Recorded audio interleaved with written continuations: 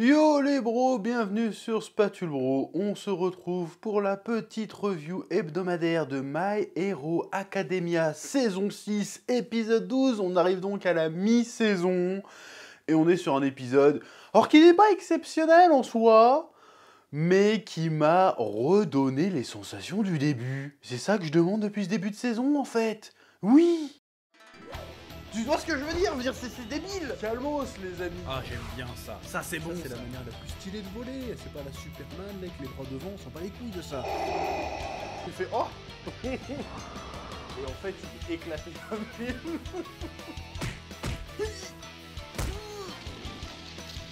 Je sais pas ce qui m'a pris là. Là, j'ai craqué. Bon, et qu'est-ce que je veux dire par là? C'est-à-dire les moments épiques, les moments où il y a des envolées, tu vois, voir avec la musique, avec le discours, avec le montage, avec la mise en scène. Et tout d'un coup, t'es là, t'as un petit frisson, tu es grisé. C'est ça que je voulais voir. Et on a eu ça presque tout le long de l'épisode. En vrai, on va pas se mentir. Et c'était plutôt agréable. En plus, avec le thème iconique de My Hero Academia, je sais plus comment il s'appelle ce thème là, qui est trop bien. Là, j'étais dedans, je fais oui. Alors, l'épisode d'avant était très bien aussi, attention, hein, mais là, je dis oui. Là, on y est presque. Parce que l'épisode était un peu sans temps mort. Alors, j'ai eu un peu peur au début, quand les 5 premières minutes de l'épisode, avant le générique, on va pas se mytho, c'est plus ou moins un récap de ce qu'on a vu cette saison pour l'instant. J'ai fait, ils vont pas me faire un épisode récap, ces bâtards. Ils vont pas oser. Bon, alors, c'était bien fait, parce qu'il y avait la musique, encore une fois, le montage, le petit discours derrière, qui était bien, si tu veux. Mais je dis, oh, vous faites quoi là? Il y a encore des trucs à raconter, pourquoi vous faites ça? Et en fait, c'était juste pour après finir sur l'arrivée de Best Janist, qui est le numéro 2 des héros, il me semble, qui revient d'entre les morts d'une manière un peu stylée, hein, quand il sort de la mise en scène, quand il sort de l'héliporteur, c'est pas ça, mais quand il sort de l'avion là, elle était un petit peu stylée. Bon, par contre, je vous pose une question avec ses pouvoirs là. Il a le pouvoir de contrôler les fibres. Mais c'est un pouvoir ultra cheaté, ça aussi. Parce que les fibres, c'est quoi les fibres? Définis fibres. Parce que l'être humain est constitué de fibres, hein. Les fibres musculaires, tout ça, c'est-à-dire que le gars, s'il veut, il retourne un mec. Intérieur, extérieur. Encore une fois, c'est un pouvoir, si on va au bout du concept, il est ultra cheaté sa race. Parce que c'est quoi une fibre? Parce que finalement, est-ce que l'ADN, c'est pas un genre de fibre? Est-ce que les atomes qui s'agglomèrent ne sont pas des fibres? On est où en fait? Ça s'arrête tout le concept de fibre? C'est que des fibres de tissu, mais c'est quoi le tissu? Tu vois ce que je veux dire? Ou c'est que des fibres synthétiques? Parce qu'apparemment c'est le jean. Le jean, il me semble que c'est synthétique. Bon, je dis de la merde, j'en sais rien. Mais pareil, pouvoir ultra cheaté. Nous avons aussi le retour de le million. Le million! Mirio Togata. C'est un des seuls personnages. Je me souviens toujours de son nom à ce bâtard, parce que j'adore ce personnage. Ce personnage est trop bien. Voilà, il me fait plaisir. Quand je le vois, je suis content. Et en fait, c'est vrai qu'il aurait fait un très bon héritier d'All Might, parce qu'en fait, quand tu le vois, t'as la banane, t'es là, ouais, il y a le million qui est là, on va s'en sortir. Et plus je le vois utiliser ses pouvoirs, je me dis, putain, mais imagine ce pouvoir-là, plus tous les pouvoirs de One for All. Mais le gars serait inarrêtable. Le gars aurait été inarrêtable. Mais ça veut pas dire qu'il aurait fait un meilleur héritier que Midori. Attention, c'est pas ce que je suis en train de te dire. Mais quand même, le personnage est cool. Et quand je l'ai vu revenir, j'ai fait « Oh, trop bien !» En fait, c'est ça l'épisode. C'est qu'à chaque fois qu'il y a... Comment dire? Les héros, dans la bataille, sont en train de perdre, en fait. On a cru qu'ils allaient gagner, et puis ils sont en train de perdre. Et puis tu te dis, oh c'est désespérant et tout, mais non, il y a l'espoir qui arrive, et le mince espoir est toujours là, et à chaque fois que tu crois que l'espoir va céder, ben non, il se passe un truc. Il y a quelqu'un qui arrive. Et ça c'est cool. Il y a le, comment il s'appelle? Le Ténia qui se pointe, t'as l'autre avec Saison, j'ai oublié son nom, qui se pointe, tout le monde se pointe. Voilà, c'est trop bien tout au long de l'épisode, t'es comme ça, t'es oh, qu'est-ce qui va se passer? Le pauvre Andavor qui est éclaté, qui fait rien. Midoriya, il a plus de bras, plus de jambes, mais il fait non, c'est pas grave, j'utilise le style Froppy, je me propulse avec ma langue. Tu verras, c'est n'importe quoi, tellement ils veulent rien lâcher. Tu te dis, waouh, c'est fou, avec la musique derrière, en plus avec Shoto qui est en baston avec son frère, qui est devenu complètement taré. Il fait, mais C'est toi qui envoyé les méchants chez nous, ils ont failli tuer notre frère, je crois que c'était ton pote et que tu l'aimais bien. Je fais non, je veux qu'il crève comme ça, notre père il est pas content. J'aime beaucoup franchement, je trouve que cette storyline de la famille d'Endeavor est vraiment une très très bonne idée. J'ai envie de dire pour faire une comparaison, mais qui n'a pas vraiment de sens en réalité. C'est un peu le Sasuke Itachi, je trouve, mais sans le plot twist d'en fait Itachi était gentil. Tu vois ce que je veux dire? Voir, c'est vraiment... le gars est perdu, en fait. Genre, je suis vraiment devenu taré, et en fait, il n'y a pas de moyen de rattraper l'erreur. La seule moyen que vous avez de rattraper l'erreur que votre père a fait, bah, c'est de me buter.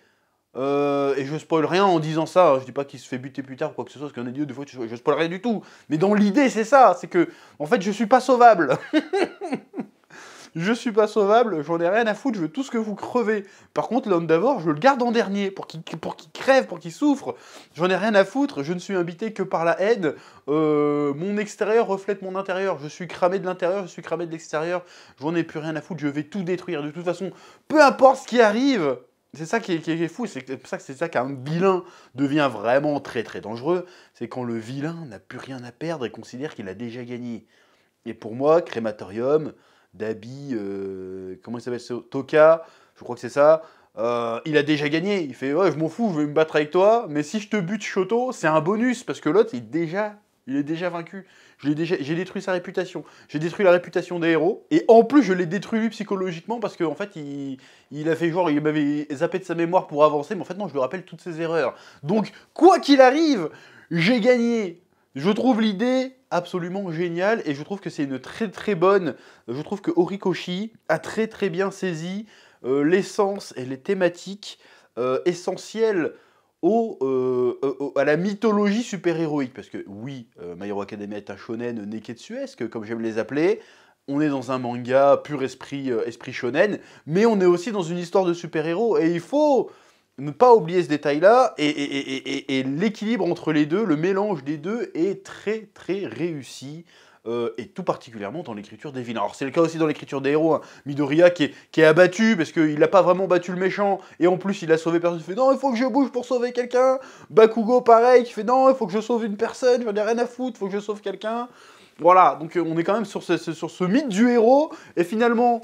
Le héros, c'est celui qui n'abandonne pas, c'est celui qui ne désespère pas, alors que le vilain, c'est celui qui, par désespoir, en vient aux extrêmes, en fait. Donc je trouve encore une fois cette opposition très intéressante dans My Hero Academia. Oui. J'ai trouvé aussi très intéressant, en termes d'écriture, en termes de thématique, en termes de narration, le fait que ce soit...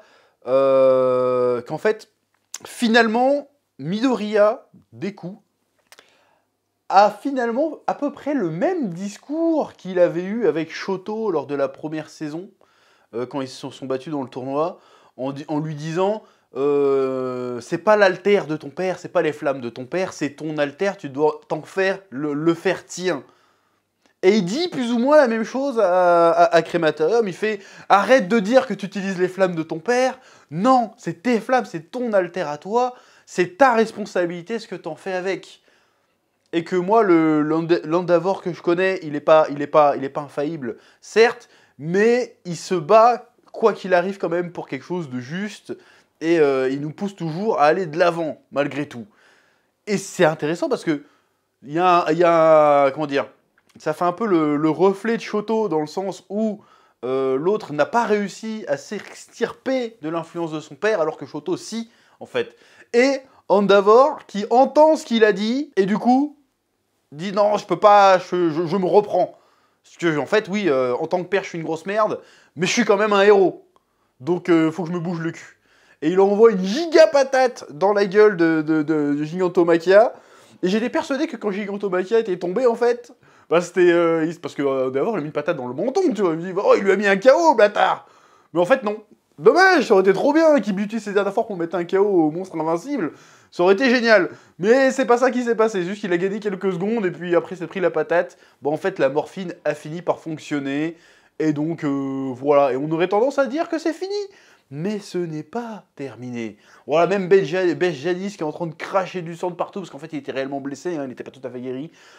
C'est héroïque, quoi. Genre, non, je peux rien lâcher. J'en ai rien à foutre. Je lâcherai pas. Même si je dois crever. J'ai beaucoup le délire parce qu'en plus, ils se battent. alors qu'ils ont déjà perdu. Idéologiquement, ils ont perdu l'âme de Gotham, c'est ce que je disais déjà. Ils ont déjà perdu, en fait.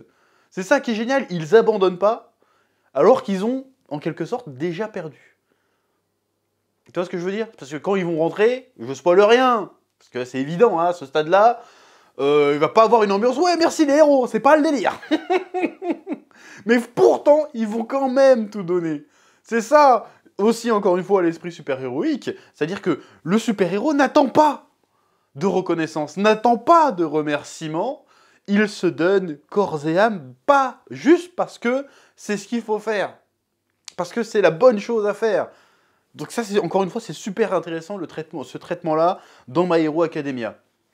Et ça sera récurrent par la suite d'ailleurs, c'est que le vrai super-héros, il attend pas les applaudissements, il attend pas les remerciements, il en a rien à foutre d'être conspué, d'être calomnié. Tout ce qui compte, c'est de faire ce qui est juste et de sauver un maximum de gens.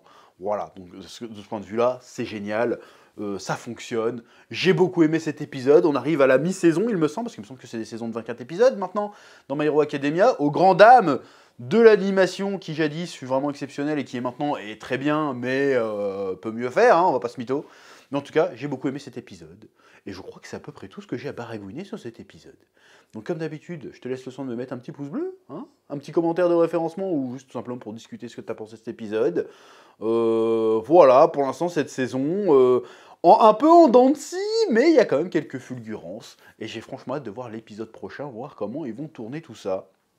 Voilà. Que la passion te guide et à très bientôt sur Spatule Bro. Oui.